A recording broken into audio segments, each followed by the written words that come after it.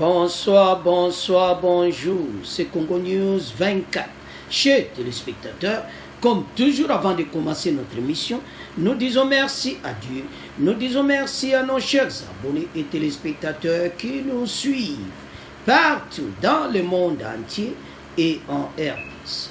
Chers téléspectateurs, soyez les bienvenus dans notre émission Autre discuter ensemble la situation politique en RDC. Pour les assombres, premier point de discuter, peut analyser discours à Fachi ou à Pesaki dans l'état de la nation. Fachi est clair, mais tu peux discuter ensemble. Que malgré les efforts que j'ai déployés, les sacrifices que j'ai consentis et les humiliations que j'ai tolérées, tu peux développer ensemble. Deuxième point, chers téléspectateurs, FCC et Panzani. FCC sans miettes, François Rubota et ses 23 députés nationaux disposés à rejoindre Félix Tshisekedi. Bandeko, Batu Bazako Kende Ndegemoko, Yeba que François Rubota bazana 23 députés, 2 ministres dans le gouvernement Yailunga, gouverneur, vice-gouverneur, Bango Balongo. Bamususu pe balongwe bandeko bato oyo bapanzane ka lokola impere panzanaki toyebisaki bango mais batiaki tembe. Alors tokodiscute ensemble ndenge nini FCC ekomi amiette eza ya koyinda esi eyindi. Alors chers téléspectateurs, premier point oyo Fachi Pena Agnata qui va point où est ça qui vraiment importe. Dans l'état de la nation, message est Pena direct. Yeba Fachi abandina nous makamunions ou ya union sacrée à définir yango, à expliquer ba Congolais, ba difficulté au ya moni, ba période où yo Fachi a passé pour na biso ba Congolais. Ce qui boyoka qui excellent to ko tchela bino excellent kaka parti wana pour ba Congolais to comprendre comment Fachi azomona passer pour na biso. Malgré les efforts que j'ai déployés, les sacrifices que j'ai consentis et les humiliations que j'ai tolérées, cela n'a pas suffi à faire fonctionner harmonieusement la coalition FCC cash. Donc Fachi Salaki Nyonso pour apaiser la situation. Mais aussi Mbakakate. Au moins la place sur pena que bateau bazame tema mande. Yangwe lobinde komoko bako panzana ndege MP ba panzana ki. Mais toujours la deuxième. FCC ba panzana. Boko yoka be excellent émission eza somme. Bako koma soki kaka opposition. Mais toujours la point. Alors, Fachi a expliqué que tant qu'il y a côté le pouvoir, l'année passée sur place, a lobby que 2020 est une année action. Fachi a tout fait. Mais bateau FCC ba kangi motema. Quel esprit! Ba bona manko fungwa. Donc, pour la bango, tout souffrir. Donc, bango, système wana est continu. Bandeko, peut-être que vous avez ensemble. La Kabylie va créer un système. So, moi, Fachi a déboulé directement. Et ça qui passe. Bango, balinga ki kake ba même pays. Donc, tu as payé en otage par un groupe d'individus. Donc, les Congolais vont continuer à passer na bango. Bango na bisengo na bango. Ils ont clairement kanda population bazana. Fatia Lakisiango. Fatia Lobby. Combien de fois nous avons humilié pour le peuple congolais? mais bata FCC bakangi motema. Alors Fachi azaki na choix il y a vraiment donc azaki na choix donc la fin de la coalition il fallait que ça. Il faut que ça. Alors tolanda extrait oyo parce que ezaka moi parti wana au moins comment Fachi travailler pour le peuple, comment passer salaki les loyo ba congolais to meki ko comprendre que oui Fachi ake na nzela kitoko. L'arrivée union sacrée et fungoli ba porte belé. Fachi na message na ye alobi na makambo kuro mai. Donc ozomona que président vraiment zana ba problème à maboko. Mais ako passer en assemblée nationale comment? Bango bazotia ba blocage à l'Assemblée nationale. Bazotia ba blocage partout. Et tes peuples à s'en sortir. Bande konanga totelema. Bato balingi bisote. Tolanda extra discours à Fachi. Kaka mwamuke parti wana. Bon, to continue mission na biso.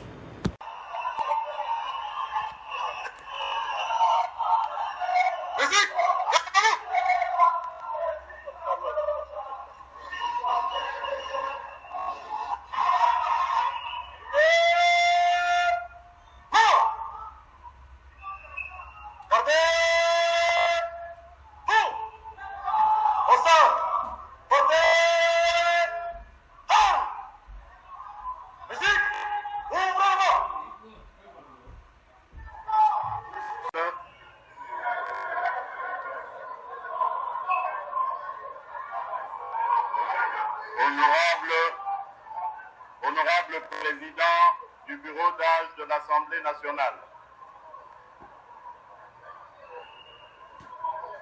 honorable président du Sénat, honorables députés et sénateurs, distingués invités, mes chers compatriotes, il y a un an, jour pour jour, que je prononçais devant ce même auditoire et ce même lieu mon premier discours sur l'état de la nation. Ce fut alors une occasion non seulement de dresser à l'attention des Congolaises et des Congolais le bilan de l'action des pouvoirs publics durant l'année civile, mais aussi de partager avec mes compatriotes ma détermination à engager dans tous les secteurs de la vie nationale les réformes nécessaires à l'amélioration de leur vécu quotidien selon notre leitmotiv, le peuple d'abord.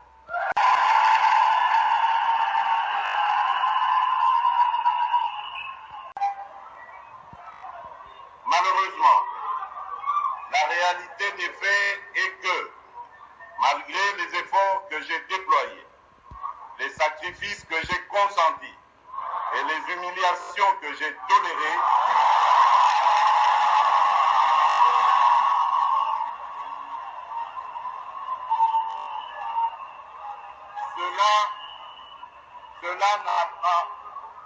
cela n'a pas suffi à faire fonctionner harmonieusement cette coalition.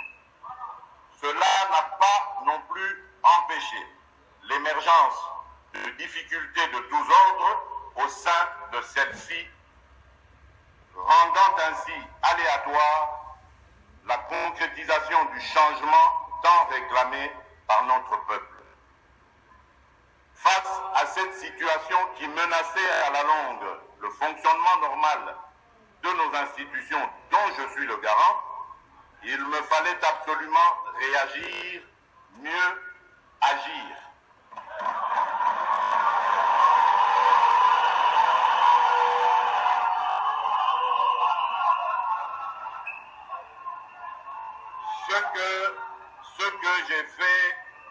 Ce que j'ai fait en 3 temps.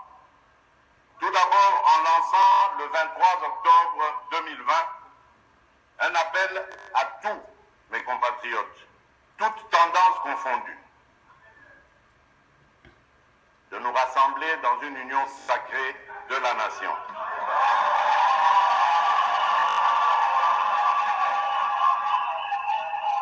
Autour de principes, de valeurs et d'actions dédiées au service de la population. Ensuite, en me fondant sur les prérogatives que me confère l'article 69 de notre Constitution, j'ai engagé de larges consultations des forces vives de la nation à travers des leaders les plus représentatifs de la société civile et de la classe politique afin de recueillir leurs avis et éventuelles recommandations sur les solutions de sortie de crise. Enfin, par mon message à la nation du 6 décembre dernier, j'ai rendu public les décisions que j'avais prises, enrichies par les apports de différents groupes et personnalités consultées. En effet, comme cela est ressorti dans mon dernier message à la nation, j'ai noté une forte convergence entre la très grande majorité des partis consultés et moi-même sur la nécessité de rompre avec une coalition FCC cash devenue paralysante pour l'action du gouvernement.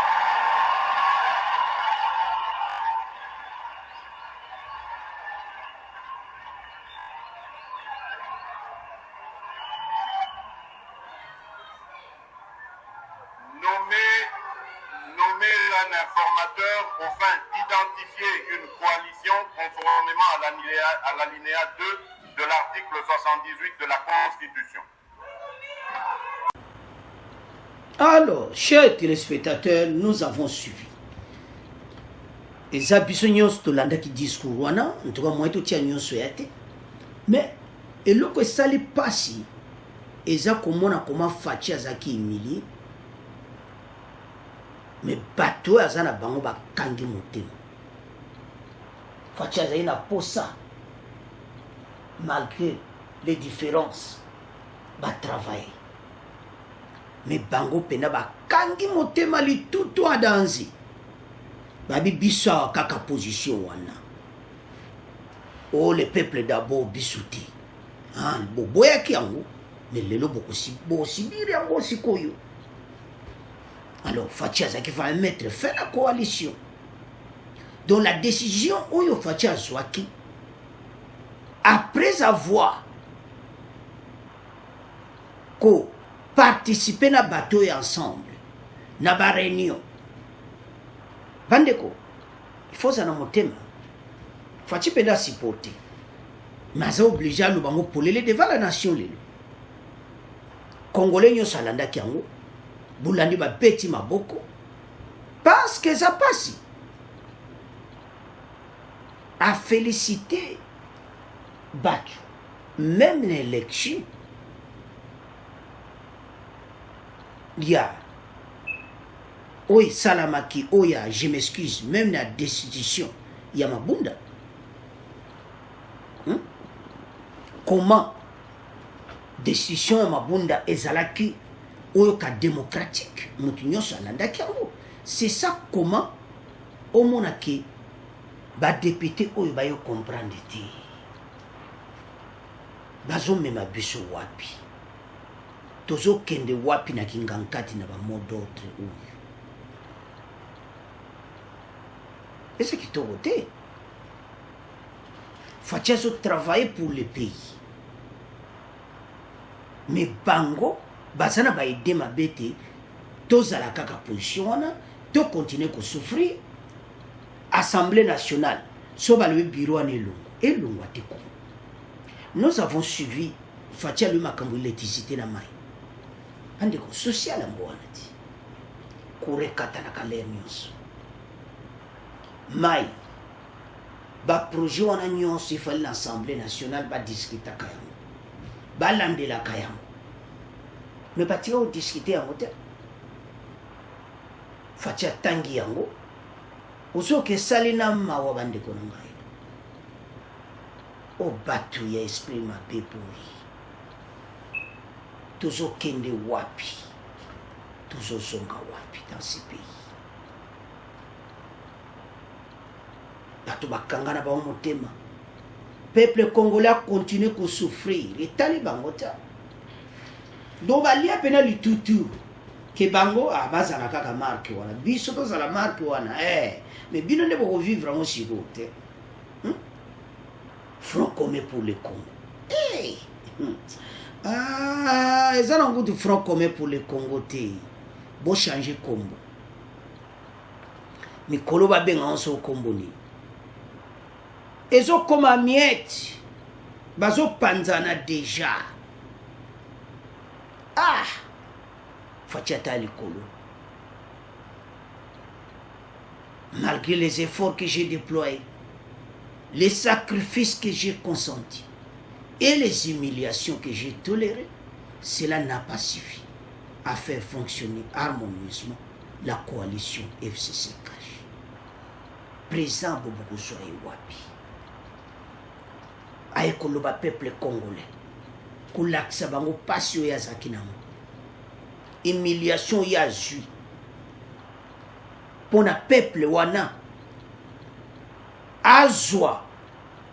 Ba besoin au bazanango. Batia ko discuter dossier monté associé.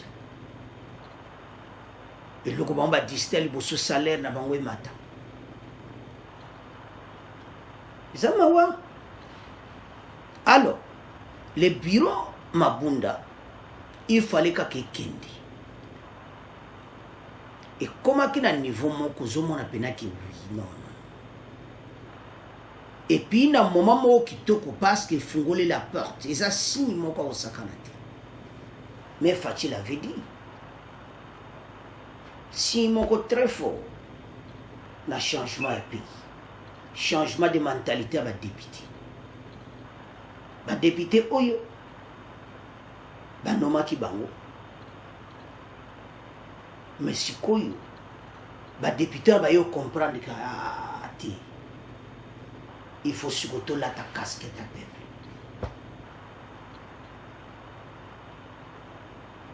Donc, ndenge bazawana sikoyo, ba komi ko travailler pour le peuple. Fatia souffrir.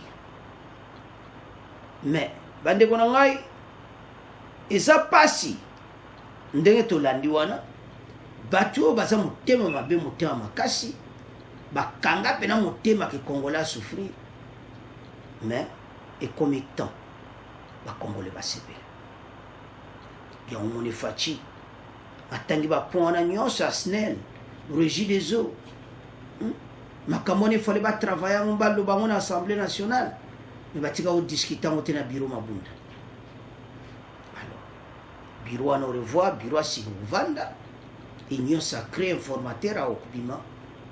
Tout yeba nouvelle majorité et puis gouvernement si que ça tout qui premier point na bino tout qui na deuxième point oyo FCC Panzani total.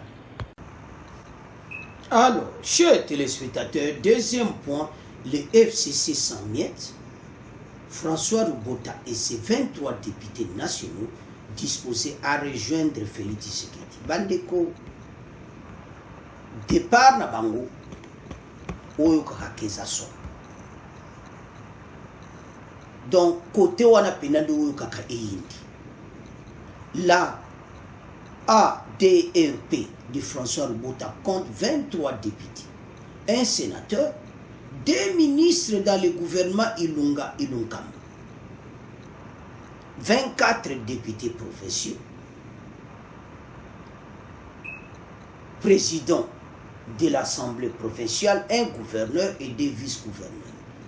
Donc, ça penza oyo kakake moko yaba, yaba parti wa minene ya FCC.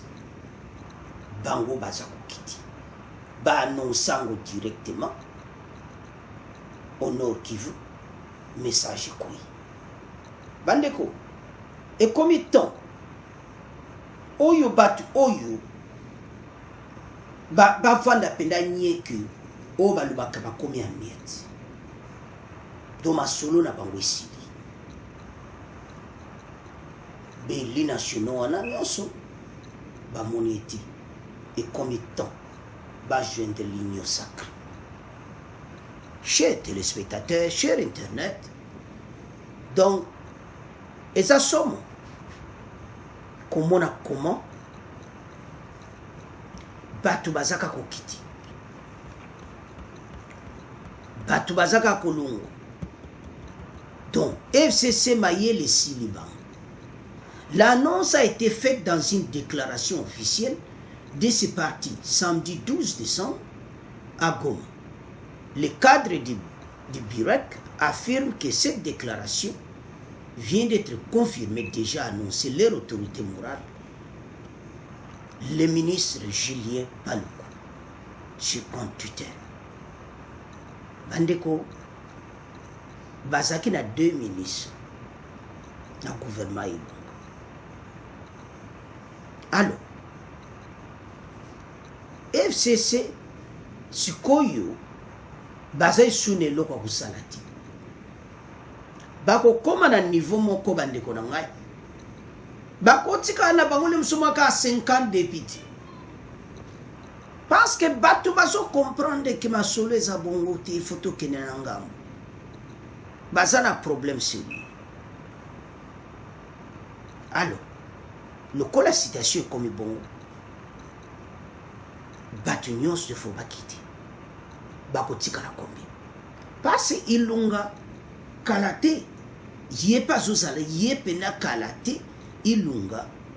Donc dossier na yeza kuya. Bandeko. Bureau Yamabunde Longwe. Basé sur majorité. Donc Ilunga, il faut poser démissionner directement. Alors, le colazo wumisa, ils ont sengaki, va révoquer. Parce que pour le moment, Fatia Ipsaki a posé démission, il y a un salaire. Tant qu'il n'y a pas de l'exabalère, FCC Bazaka a diminué. Ah, Ilunga Tala, Télémaraka, Lubanga a démissionné. Parce qu'il sera, oh, Balobaki sera révoqué. Parce que le peuple veut voir le quoi. Alors, chers téléspectateurs, Tolanda, extrait où bon, on peut continuer l'émission là-dessus. Qui peut être soit de la gouvernance, de la façon dont le bureau a géré, mais ceci est interprété comme une adhésion à l'appel de Félix Antoine Tshisekedi Tshilombo, qui lui a besoin de réformes que le Parlement dans sa configuration actuelle ne pouvait pas lui donner. Et donc pour ça, il a dit tout haut, il s'attend le 23 octobre pour le 6 décembre, il est revenu plusieurs fois pour insister, faire des réformes devaient être claires. Donc je considère que c'est d'abord l'enjeu, ensuite l'adhésion.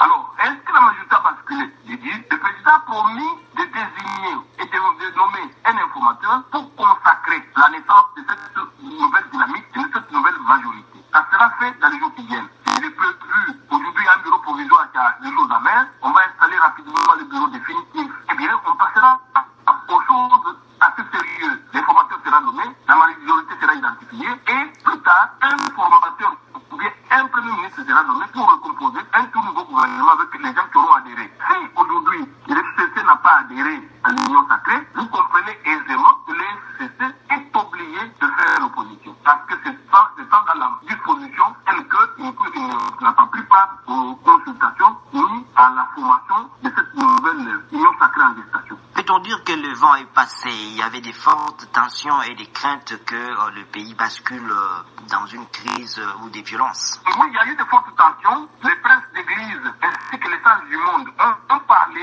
et il y a eu certes quelques cas.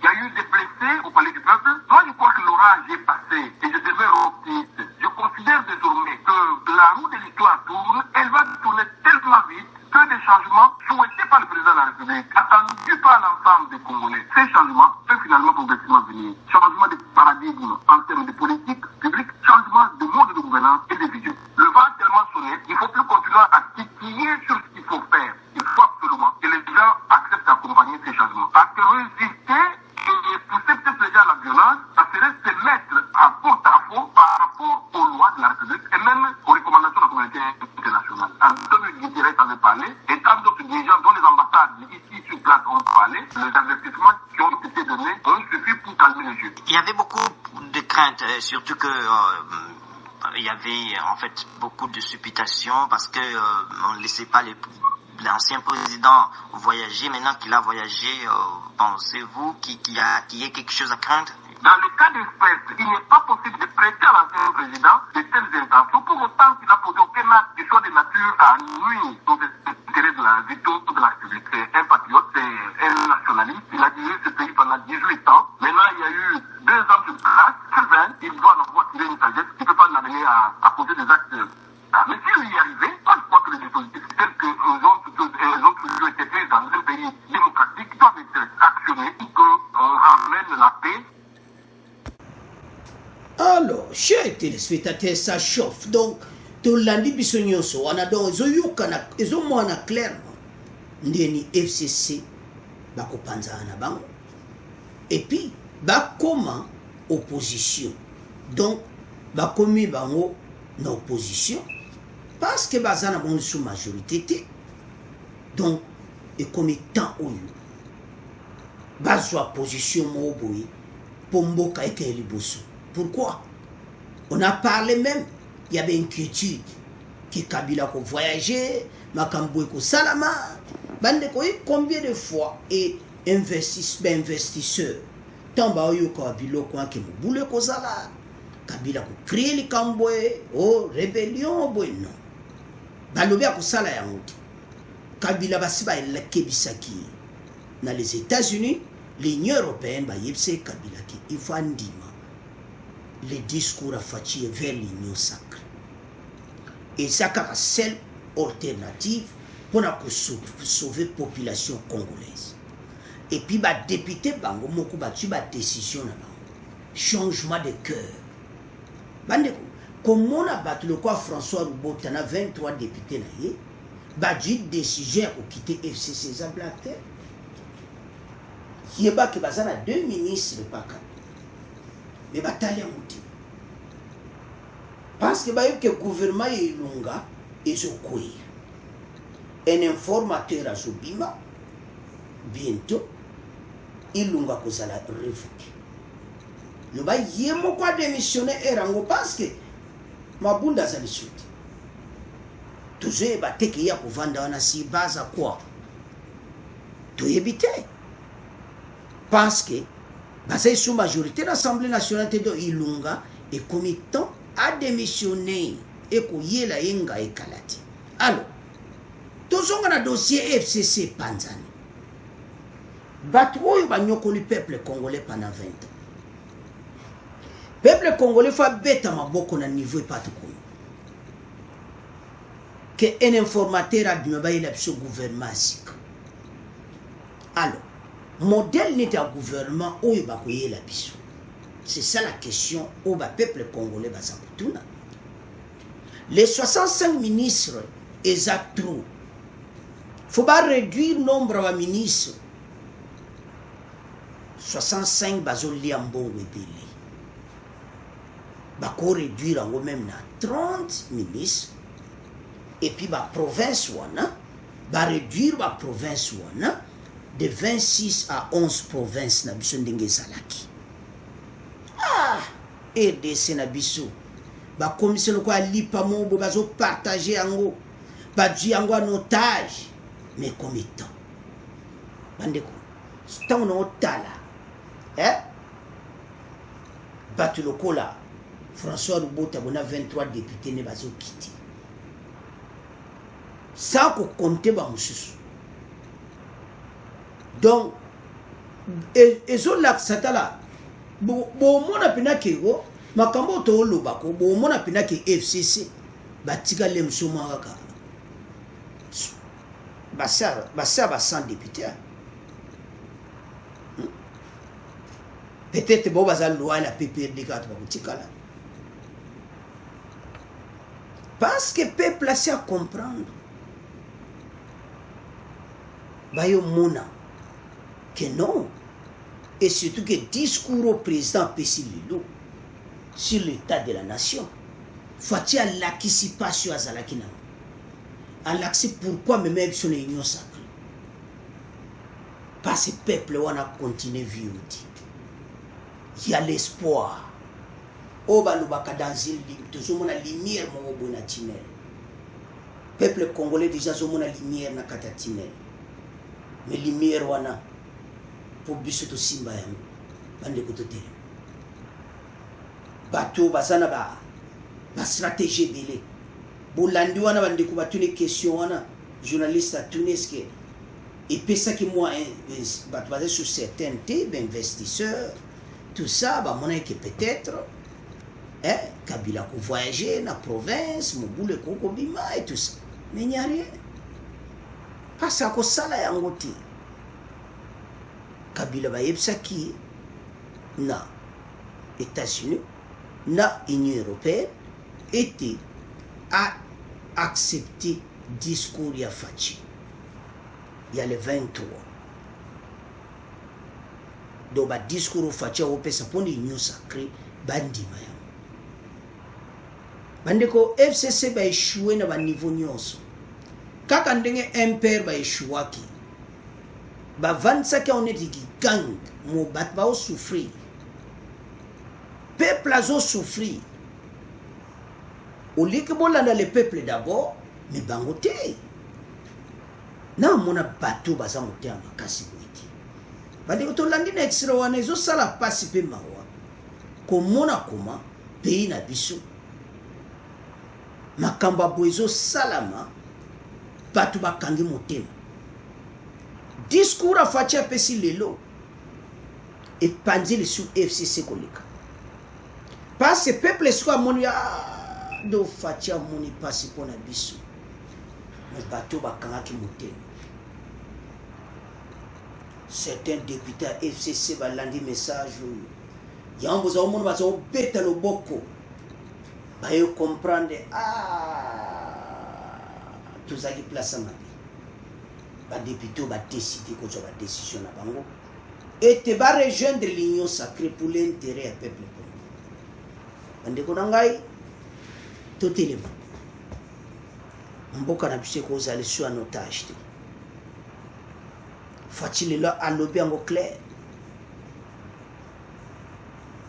par ce bureau provisoire wana ba comme sango bureau définitif kalate ba installer bureau à Sika et puis informateur abima et puis toyeba majorité do makamto sama mikolo bandeko donc janvier 2021 ba congolais ba vivre vie mokwasika to perdre Fachi a perdu 2 ans kakaboy donc eleki na ngo kakaboy ya manda na ye complication na complication tant bo compliqué peuple bino mo siko bozi vraie complication bo panzani batu basa ko kendi bande ko ba député bazo quitter en masse au cas exemple to tieli bino ya François Rubota na 23 députés oh monsieur zo salama bande ko nga soki boyo ki bolo ame batu bakotika la combien bakotika la mo pempiaka o mona pena ke donc FCC doé ndo nemi akoti na salle ka bo atala ka bo oh ba salle vide oh ba député ba ati et salama donc au mona pena ke donc FCC yo ka pene kauki mais peuple congolais asana posa eti bango va comprendre que l'union sacrée ça pour le peuple la pexi bangote so ba liko rejoindre ba rejoindre mais ba yana motema oya bien mais na ndimpete po basaba to motema makasi bakangi yango ilunga démission eza kalate soka informateur abimi il sera révoqué alors bande ko ngai to bano koma na fait mission bato ba panzane ka lokola impère panzanaki donc baku pangana nde bazana donc ba oluka banzela ni na okeni alors pour abonner massivement au revoir à la prochaine.